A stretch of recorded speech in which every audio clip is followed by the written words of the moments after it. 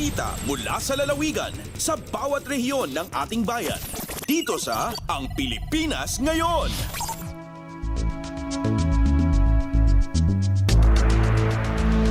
Dumako na tayo sa ating regional news. Unahin natin ang mga balita mula sa Luzon, mula sa Lawag. Migrant Workers Office o MWO Taipei, Director Attorney Cesar Chavez, iikot sa bansa para masigurong walang illegal recruiters. Ang detalye ng balitang ito mula kay Rani Dorilag.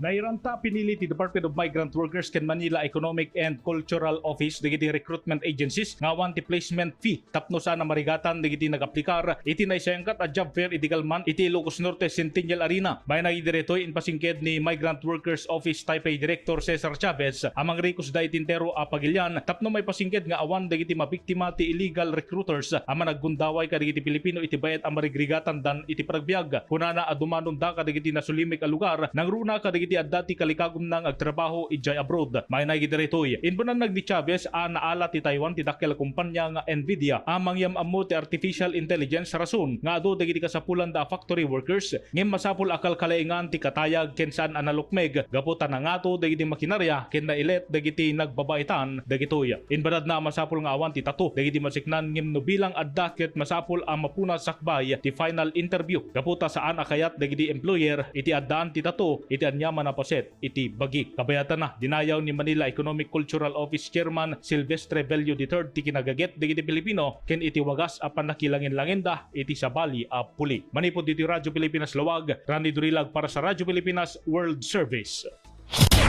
Balita mula sa lalawigan sa bawat rehiyon ng ating bayan.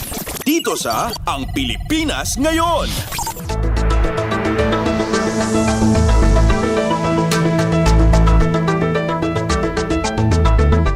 Maraming salamat, Rani. Yan ang ulat mula sa Lawag. Samantala, dumako naman tayo sa Agoo, karagdagang hematology analyzers, ibinahagi sa ilang health facility sa Region 1. Ang detalye ng balitang ito mula kay Albert Kawile.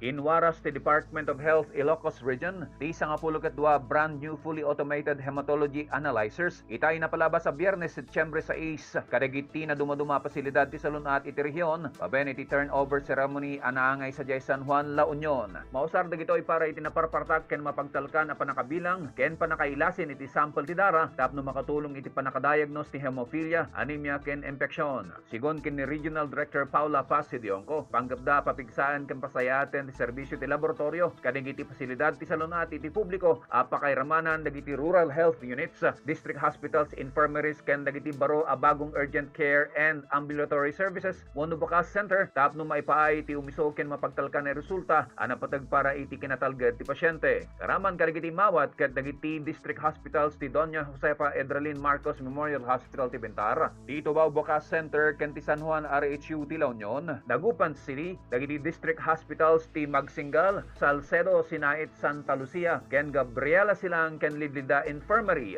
Manipod RP Ago, Albert Kawile para ti Radyo Pilipinas World Service. Balita mula sa lalawigan sa bawat rehiyon ng ating bayan. Dito sa Ang Pilipinas Ngayon. Maraming salamat, Albert. Yan ang ulat mula sa Agoo at kabuuan na ulat mula sa rehiyon ng Luzon. Dumako naman tayo sa rehiyon ng Kabisayaan mula sa Borongan. Mahigit 1,000 magsasaka sa Eastern Samar tumanggap ng tulong pinansyal mula sa Rice Competitiveness Enhancement Fund. Ang detalye ng balitang ito mula kay Pen Pomida. Kinarawatin tag 5,000 pesos nga ayuda pinansyal ang mga parag-umay humay tikang hinapulo nga mga bungtuhay Eastern Samar haylarom hiton Rice Competitiveness Enhancement Fund hiton Department of Agriculture DA hagin dumara nga payout diri pala maiha habungto hiton Dolores ug Provincial Capital Jim Borongan City.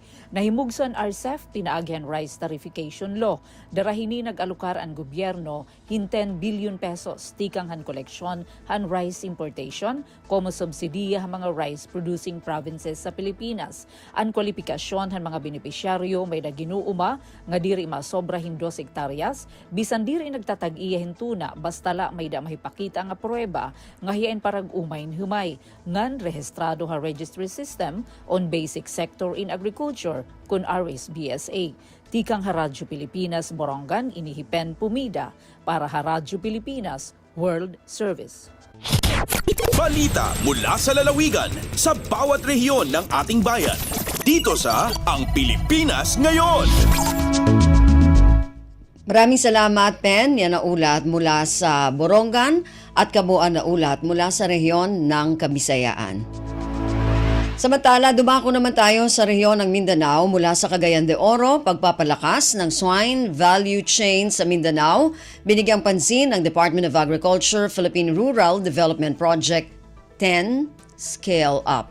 Ang detalye ng balitang ito mula kay Teza Orellana.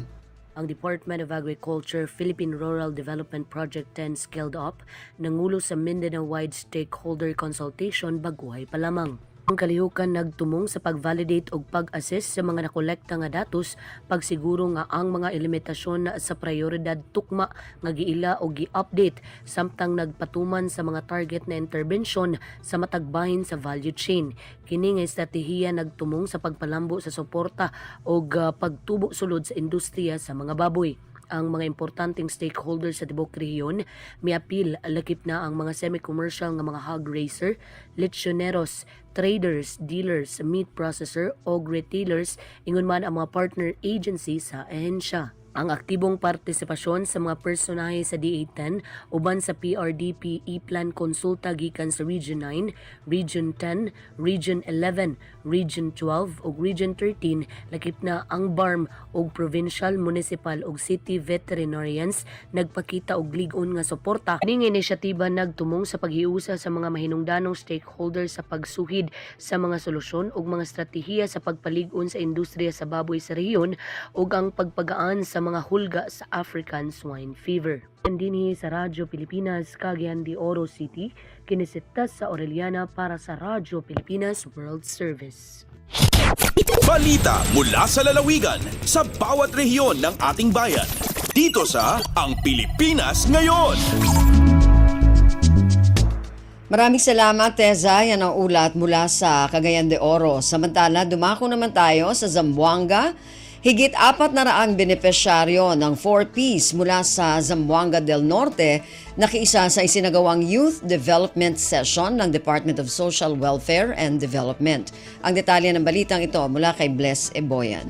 Kapin 400 ka mga benepisyaryo sa Pantawid Pamilyang Pilipino Program o 4Ps sa Department of Social Welfare and Development o DSWD ang ningtungha sa gihimong Youth Development Session o YDS sa lungsod sa Salog, Zamboanga del Norte.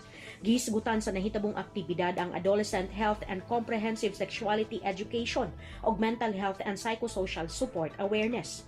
Aduna usab information drive kabahin sa Child Protection Policy Welfare Code o Republic Act 11313 o ang Safe Space Act.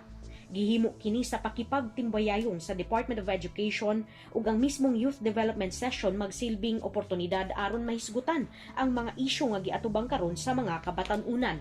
Aktibong mipadayag sa ilang kahibalo ang mga representante gikan sa Rural Health Unit ug Philippine National Police sa nahitabong aktibidad.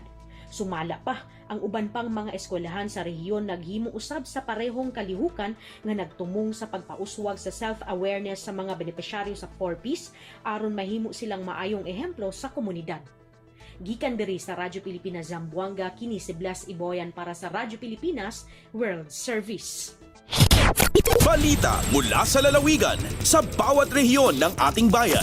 Dito sa Ang Pilipinas Ngayon.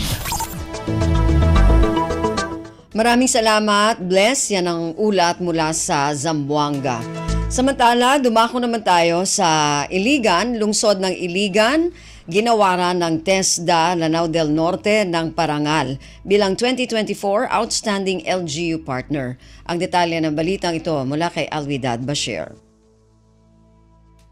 Gihatagan og award na Outstanding LGU Partner sa Technical Education and Skills Development Authority, Provincial Office of Lanao del Norte ang dakbayan sa Iligan sa mga nilabay ng mga adlaw sa Pearlmont Hotel, Limkit kay Drive, Cagayan de Oro City.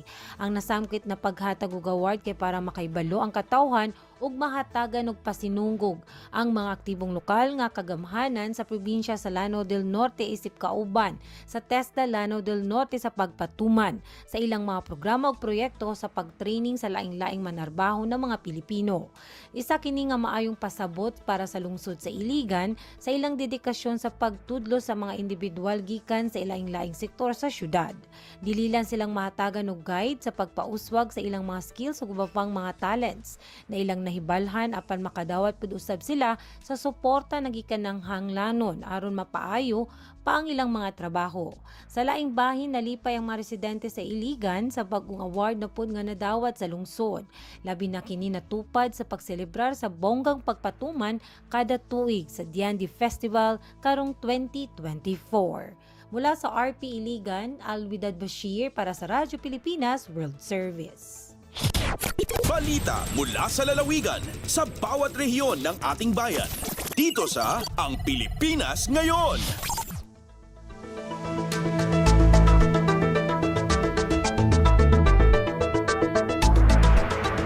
Maraming salamat, Alwidad. Yan ang ulat mula sa Iligan at kabuuan na ulat mula sa rehiyon ng Mindanao.